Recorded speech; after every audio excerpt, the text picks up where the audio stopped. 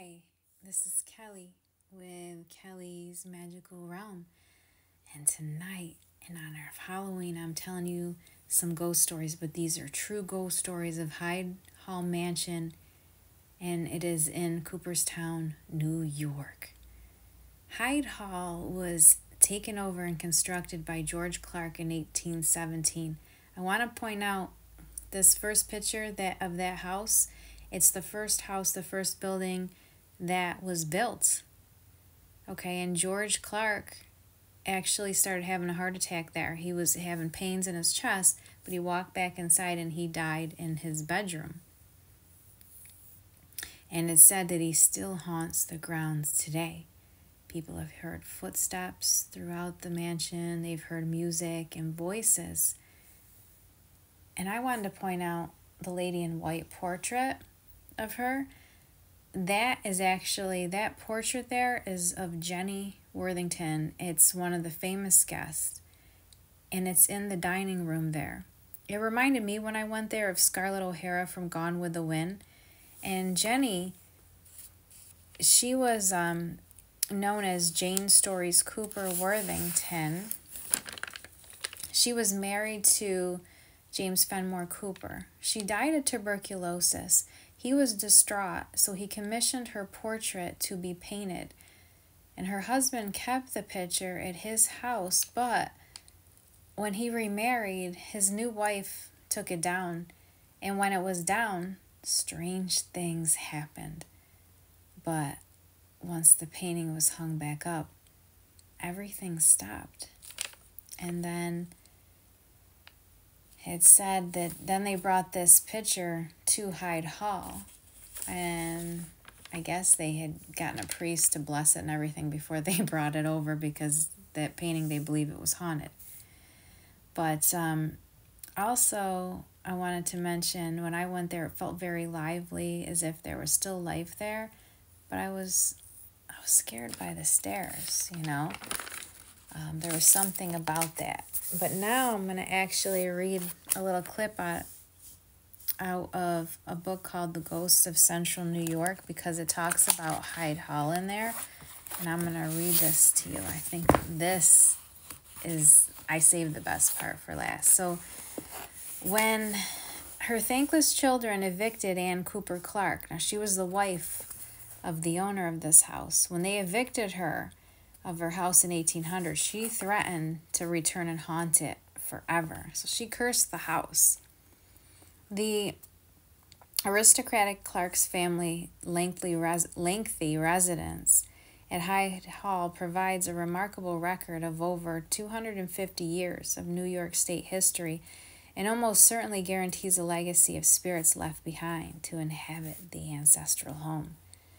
George Clark inherited his proper English family's vast real estate holdings, 120,000 acres, and sugarcane fortune from Jamaican plantations. He commissioned the construction of a magnificent estate on a western hillside overlooking Otsego Lake.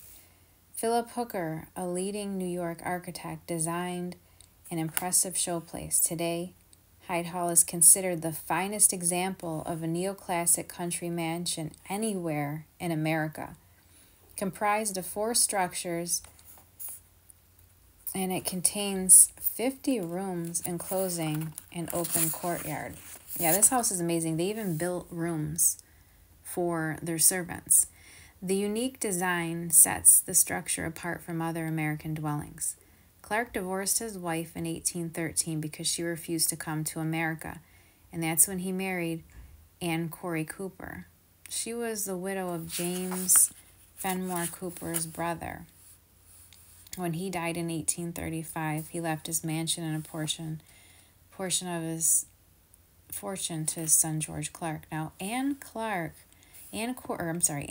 Cooper, she was the wife of the owner of this house. She had quite a background. She was related to Queen Anne, and also her father was under General Washington's command. So she was very wealthy as well, and high standing. And George, now I mentioned George Jr., that was her son. He was a debonair young man, but he invested in risky enterprises. When the hops market collapsed in the late 19th century, George Jr. lost his investment and then some. He filed bankruptcy and relinquished the mansion. George Jr.'s son, George Hyde Clark, married into the Averell Carter family, and his mother-in-law reacquired the grand home and all of its contents. Hyde Hall sheltered Clark and his descendants for 3 generations. It's a reminder of an era when British nobility created great estates in the former colonies. The Clark family is one of the few who retained their assets during the tumultuous of the Revolutionary War. New York State acquired the 3,000-acre property in 1963 for the development of Glimmerglass State Park. Well, with time and lack of maintenance, it took their toll on the structure, and the state didn't possess resources for repair, so the grand home had faced demolition, but fortunately, Friends of Hyde Hall took charge and saved the priceless mansion. And in 1988, the nonprofit organization gained full responsibility for the building's renovation and management. And here's where we get to the good stuff. Visitors who tour this historic home can observe the faithful restoration, and you can get a sense of the past. In Ghost of Northeast, author David Pitkin says the last remaining Clarks asserted that their Alaskan dog refused to go down a rear stairway and snarled at a warding off unwanted intruder. And that's right. Remember I said I felt weird and scared around the stairs? Often the sound of disembodied footsteps resounded on the staircase as well as the main staircase outside the billiard room. Pitkin explored the house along with an intuitive friend and gained a unique paranormal perspective. The sensitive discerned the imprints of a festive Christmas celebration, a lively political discussions in the library, and the image of a young woman concerned about the welfare of a soldier fighting the Civil War. And 2 of the Clark family members had died in the war between the states.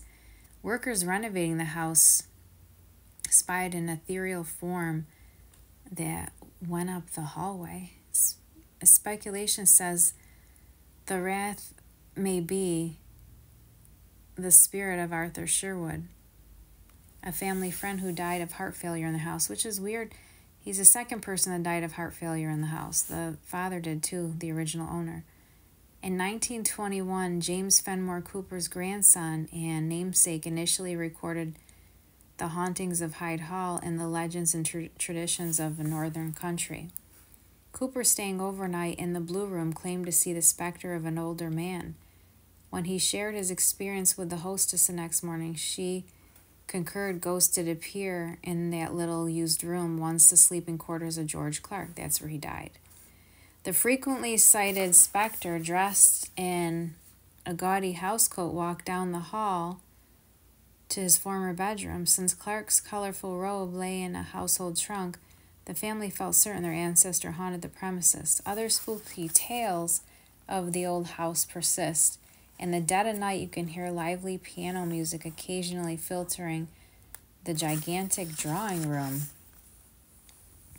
And when a family member died, he or she didn't travel far. There's a final resting place beside the family crypt. It's built on the hillside, only steps from the front door. An underground passageway from inside the house to the burial ground vault made it easy for the spirits to pass in the catacomb. But Cooper believed old Anne kept her solemn oath to haunt the place forever, a promise she made nearly a century ago when she was ordered to leave her home because her son had kicked her out. All right, so that's where I'm going to stop here. But this that I just read to you, it's by Linda Lee Mackin, and the book's called The Ghosts of Central New York. I'll put it in the link below if you're interested. I hope you liked the story as much as I did. And the house, let me tell you, was just gorgeous. I love being in there. It just, the way they decorated and everything too, they kept, a lot of it was from the family. A lot that they had in there was original pieces from their family, so it's almost as if you were able to have a sense of how they lived.